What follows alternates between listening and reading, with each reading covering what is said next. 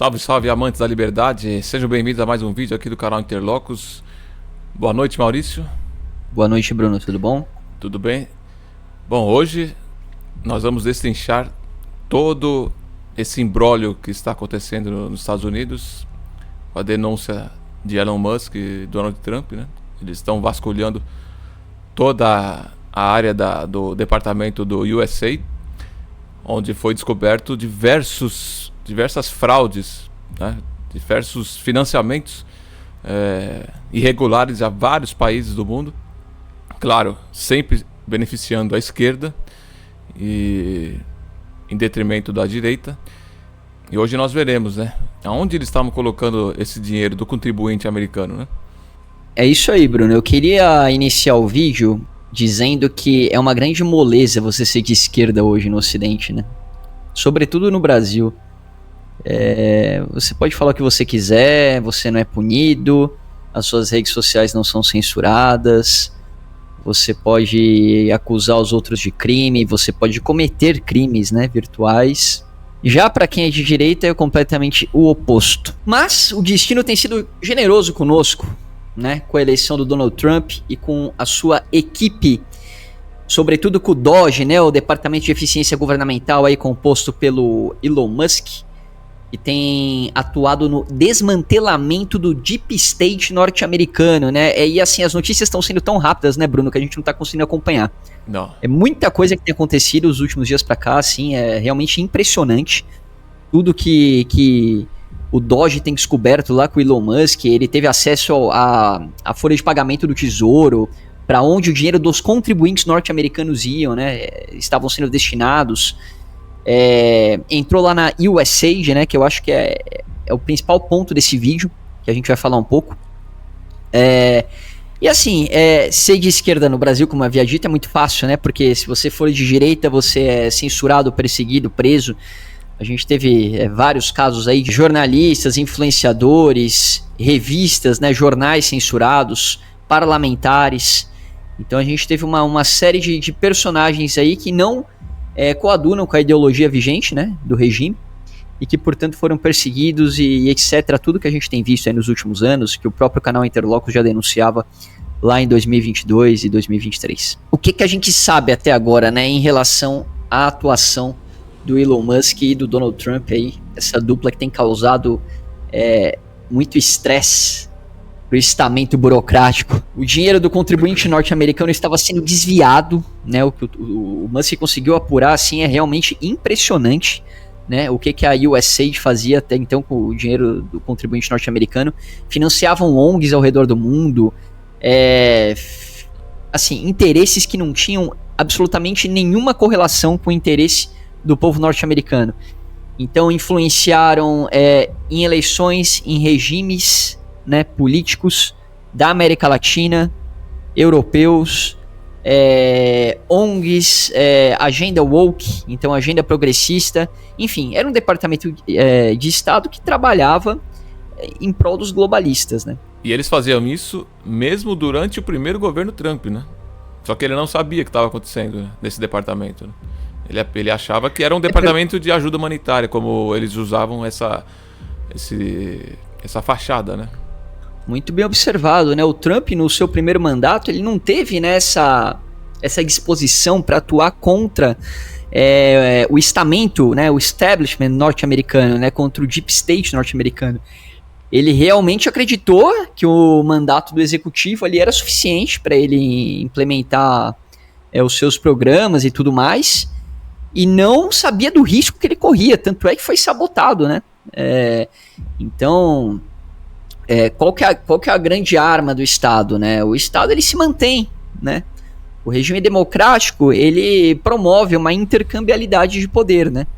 Então, um determinado mandatário assume o poder por determinado período de tempo, e aí varia de país para país, de estado para estado, né? Uns vão ficar 4 anos, outros 5 anos, enfim. Alguns ficam 10, 15, né? Você pode pegar o Putin, por exemplo, que não sai mais de lá, né? Você pode pegar os simulacros de democracia que a gente tem ao redor do mundo, né, como exemplo, né? Você pode pegar a Venezuela, que o cara não sai de lá, mas enfim, ele se autodenomina democrático. Mas, então, a democracia tem essa peculiaridade, né, de intercambiabilidade de poder, enquanto o Estado se mantém, né, as raízes profundas do Estado, né, da burocracia estatal, do estamento, né, ele se mantém. E esses tentáculos, né, sólidos e profundos são as armas que mantêm o Estado vivo e, assim, indevassável, né, de influências políticas até então.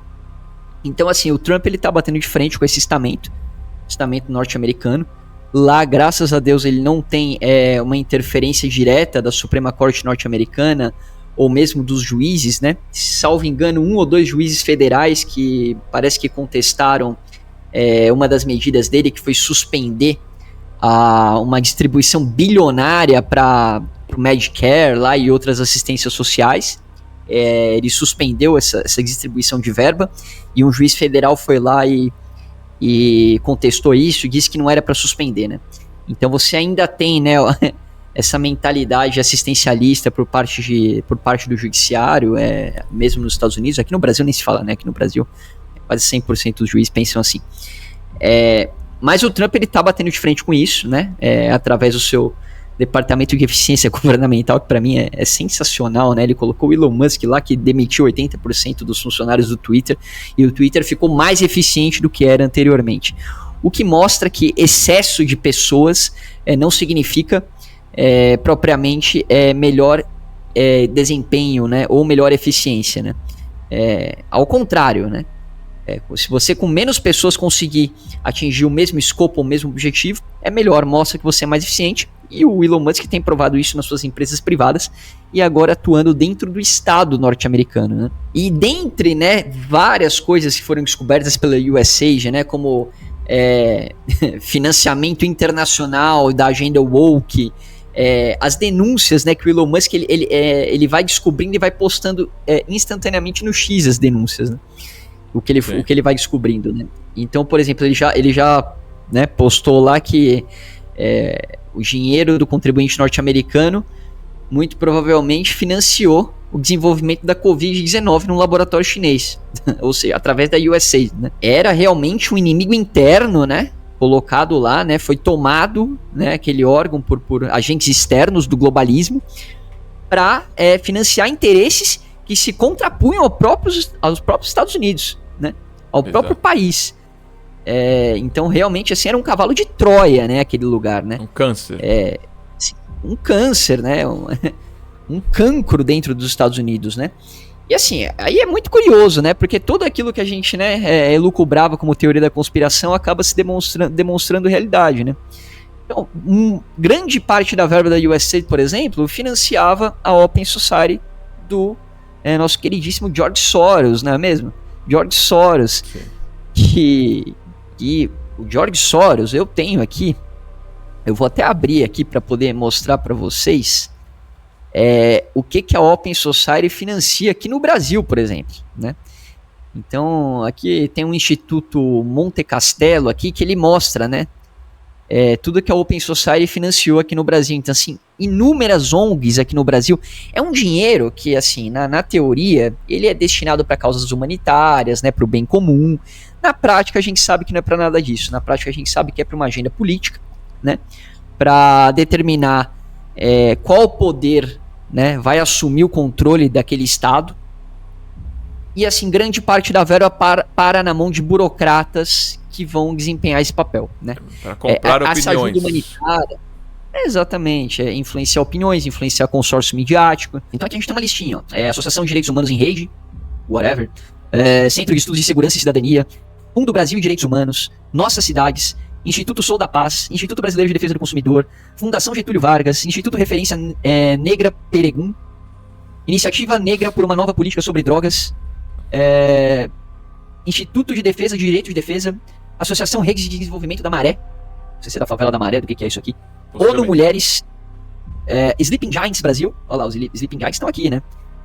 Fundação para a Paz, Instituto Update, Associação Casa Fluminense, cara, tem um monte, assim, são centenas de ONGs, institutos, influenciadores que recebem dinheiro da Open Society, comandada pelo George Soros, que era financiado pela USAID dinheiro do contribuinte norte-americano. Então tá aí. Como eu disse, né, tem um tweet meu, vou pedir para o nosso editor colocar aí. Sigam os dólares. Os dólares mandam no mundo, né? Nada do que você está vendo no Brasil que aconteceu nos últimos anos aconteceu sem financiamento do temido imperialismo norte-americano, né? Do tão criticado imperialismo norte-americano. O imperialismo norte-americano que a esquerda tanto critica é quem financia a esquerda, né? Então hipócritas imundos, né, são financiados pelos dólares dos imperialistas norte-americanos, né, que sempre financiaram a esquerda, né? Eles criticam em público e se lambuzam em privado. É óbvio, eles querem os dólares só para eles, evidentemente. Você acha que eles vão querer um Trump eventualmente cortando essa distribuição, né, essa descarga de dólares? Claro que não. E os dólares sempre financiaram tudo. Os dólares financiaram a União Soviética. Os dólares. Você acha que a União Soviética chegou na Lua com rublo russo? Né? Evidente que não. Foram dólares. Então, assim, os dólares fazem o mundo girar. E a esquerda só existe graças aos dólares. A esquerda só existe graças ao grande capital, né? O capital que Marx tanto criticava é quem financia. Aliás, o próprio Marx, né, financiado pelo capital, porque era um falido. Evidente que todas essas organizações, essas ONGs, né, Greenpeace, essa coisa de meio ambiente, sabe? Tudo isso daí não vem de graça, né? Você acha que é alguma ideia revolucionária você usar canudo de papel ao invés de plástico? O Trump acabou de revogar isso. Como você acha que Greta Thunberg vive viajando o planeta inteiro sem ter dinheiro, né? Ela é financiada. Perfeito. Com certeza deve ser financiada pelo George Soros, né? A Open Society financia, é óbvio, né?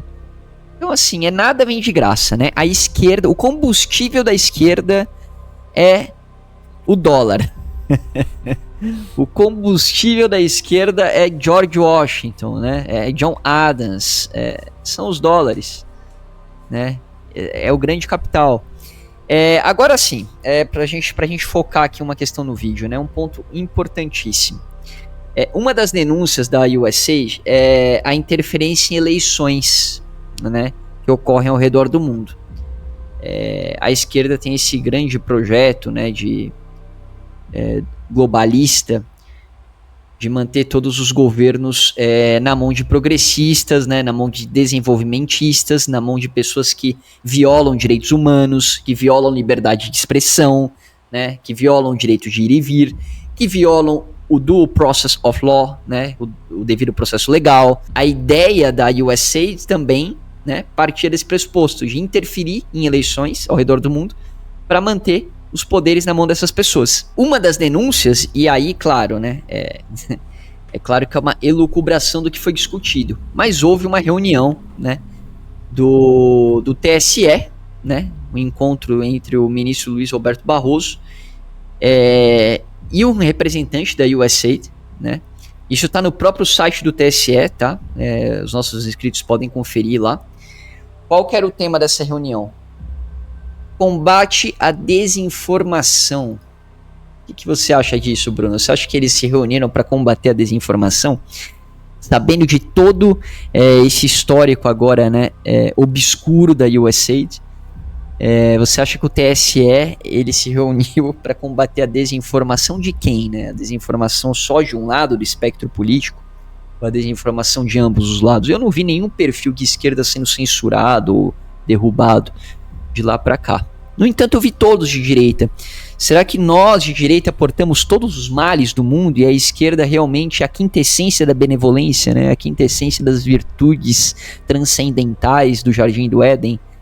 Não é possível, né? Chega a ser infantil o quanto é escancarado, né? Como você disse, só perfil de direita foi censurado na eleição. E até hoje, né? Mas na eleição especificamente, só perfil de direita. Eles nem disfarçam, né? Eles nem disfarçam, dá uma censuradinha aqui nesse rapaz de esquerda aqui, só para dizer que os dois lados estão sendo regulados, né? São muito amadores, né? A impressão que eu tenho é que eles têm tanta certeza de impunidade que eles não ligam mais. Eles fazem sabendo que está escancarado e que não vai acontecer nada, né? igual você citou o Putin lá. Cada semana que passa, o Putin joga um oligarca dele pela janela.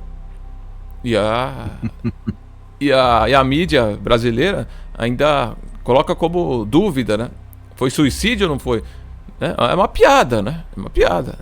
Cada semana ele manda matar um e tá tudo certo. É escancarado. É igual aqui. Pois é. As pessoas caem muito da janela na Rússia, né? Mas agora falando de um assunto importantíssimo também que a gente precisa inserir nesse vídeo, que é a OEA, né? Vamos lá. O que é a OEA? A OEA é a Organização dos Estados Americanos, né? Dentro da OEA existe um órgão, né? Uma entidade que faz parte da OEA, que é a Corte Interamericana de Direitos Humanos. O que essa corte faz, né? É mais um organismo internacional tomado pelos soviéticos, né? Os soviéticos, eles não foram extintos, tá? Os soviéticos existem ainda, sob outros slogans, mas eles ainda existem. E eles tomam tudo, né? Tomaram a USAID, tomaram a OEA, enfim, a ONU, né? Todos esses organismos internacionais, eles estão tomados pelos globalistas e esquerdistas canhotos. Então a OEA é mais uma delas, né? Dentro da OEA tem a Corte Interamericana de Direitos Humanos, que também é composta por um grupo de progressistas. E qual que é o grande ponto? A OEA veio aqui no Brasil, né? Hoje veio um representante aqui da Corte Interamericana de Direitos Humanos para averiguar como que anda a liberdade de expressão no Brasil. O que é importante a gente dizer?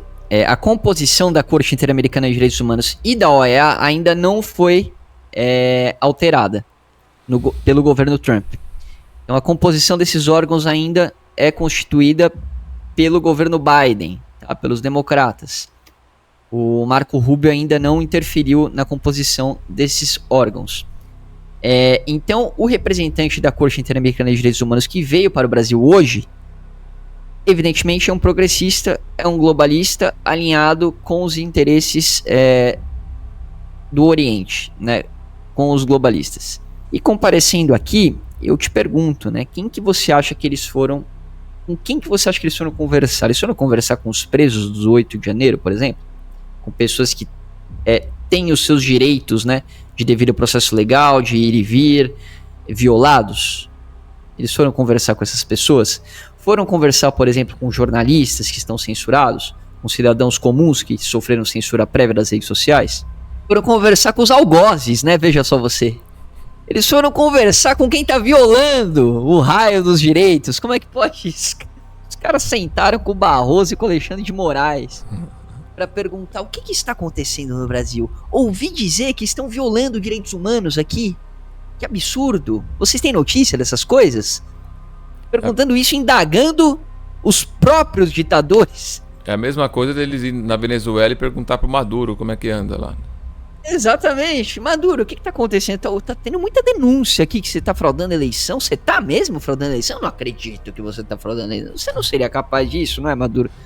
Não, imagina. A gente teve na mesma semana arquivamento da investigação contra o Nicolas Ferreira pela Polícia Federal.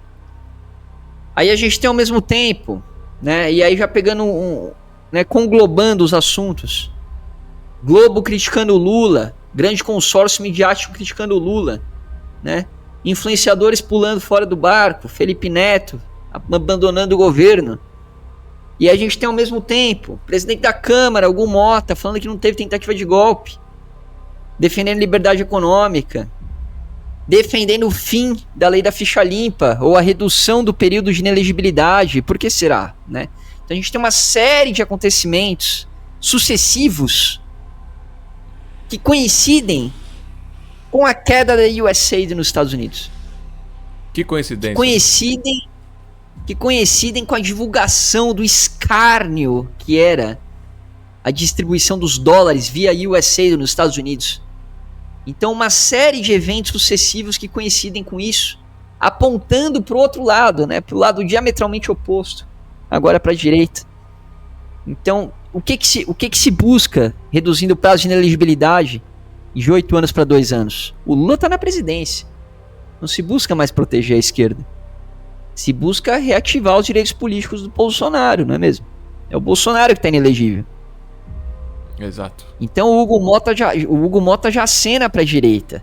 Aí o grande consórcio midiático pula do barco, né? Globo passa a criticar o governo, os influenciadores pulam do barco, Felipe Neto fala que não vai mais falar de política. Para além disso, retorno do Rumble para o Brasil, aquela rede social que havia sido censurada. E o CEO do Rumble, ele agradece ipsis literis o retorno ao Brasil. A quem que ele agradeceu o retorno ao Brasil? Ao Lula? Ao Supremo? Não. Ele agradece ao Donald Trump. Por que ele agradece ao Donald Trump? Eu não entendi.